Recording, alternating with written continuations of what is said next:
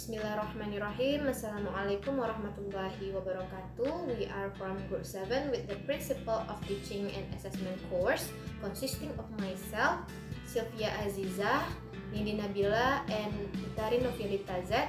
We would like to present you about our discussion about analyzing assessment. So the purpose of this video, we will explain about 7 points of analyzing assessment. The first one is purpose of assessment, the types of assessment, and then needs, format, and then material with UBD concept, and then test design, and the last one is reflection. So the first one, we move to assessment. So based on Cherry Overton on 2008, assessment is a process of gathering information to monitor progress and make educational decision if necessary. Next is purpose of assessment.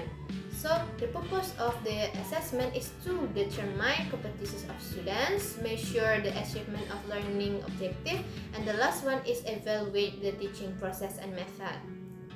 And then next point is type of assessment. So there are 3 types of assessment. There are diagnostic assessment, formative assessment, and the last one is summative assessment. So what are those type of assessment? So the first one is diagnostic assessment. So diagnostic assessment is a test or assessment used at the beginning of a course to assess the current knowledge. And then formative assessment is a test or assessment used at the middle of the course to assess the current knowledge. Example using discussion, presentation, role play, and etc. And the last one is summative assessment. Summative assessment is to evaluate student understanding at the end of the topic. Usually has high percentage of scores. Example, demonstration, essay, portfolio, midterm test, and final test, and etc. Okay guys, so I want to explain type of assessment that my friends already explained. We have diagnostic assessment, formative assessment, and summative assessment. And in this lesson plan which we analyze together, this type of assessment are used. There are 3 types of assessment: diagnostic assessment as a non-cognitive, and formative assessment like matching, short answer, and arranging, and summative assessment as a demonstration to introducing themselves. So this is a picture that used by the teachers. Next, we have need. So ideal assessment. An ideal assessment is when it helps the student understand their errors, understand the feedback received on their errors, and help them to improve. So learning goals should be designed based on students' need. In this lesson plan, which we analyze together, teacher has designed an assessment and learning activity to achieve their learning goals. In conclusion, the teacher has applied the principle of understanding by design in her lesson plan. So let's talk about the lesson plan format. So we have 5 points here. First is about initial and non-initial assessment or diagnostic. We have cognitive and non-cognitive. So the instruction that is used are very simple and easy to understand to the student.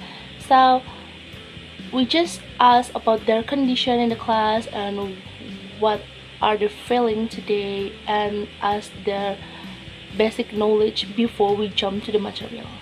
So next one is formative assessment. Is about observation. For observing students' activities, the instruction should be given during the learning process, assessing their engagement, behavior, and performance using a checklist rubric which has been arranged well. The next one is summative assessment as a performance. So the use of checklist instrument to assess student performance during self-introduction is a good approach. This summative assessment allows teachers to evaluate students' practical skill in real context, which is very important in language learning. So the next one is about assessment rubric. So in this lesson plan, we use speaking assessment rubric as a demonstration. So in this lesson plan, this rubric has clear criteria such as pronunciation, clarity, fluency, grammar, and content. And each criterion is explained concisely and effectively. The last one is about self-assessment. The instruction in the student self-assessment section are clear and simple, enabling students to reflect on their own performance independently. So that's all. So the next slide will be explained by my friend. Thank you. Hello everyone, my name is Utari Novialita and I will continue to explain the next slide. It's about the lesson plan that align with the principle of understanding by design. The principle of understanding by design serves as a framework to help teachers design the teaching and learning process that we call as the backward design approach. It begins with identifying the learning objective, determining the assessment, and then planning the learning and teaching activities. Now, let's ask the question, has the teaching principle of understanding by design aligned with the lesson plan that we analyze? The answer is yes, because in the lesson plan about introducing self, we can see there is a learning objective, there is assessment, and then there is a learning activities. The material in this lesson plan is about introducing self for the 7th grade students, phase D, and then by the end of the phase D, the students are expected to understand the basic expression of introducing self, and then written the self introduction, and then perform it in front of the class. Okay, now let's take a look at the test design used by the teacher in the lesson plan. The teacher used short answer, matching, and writing or presentation test design as you can see in the slide.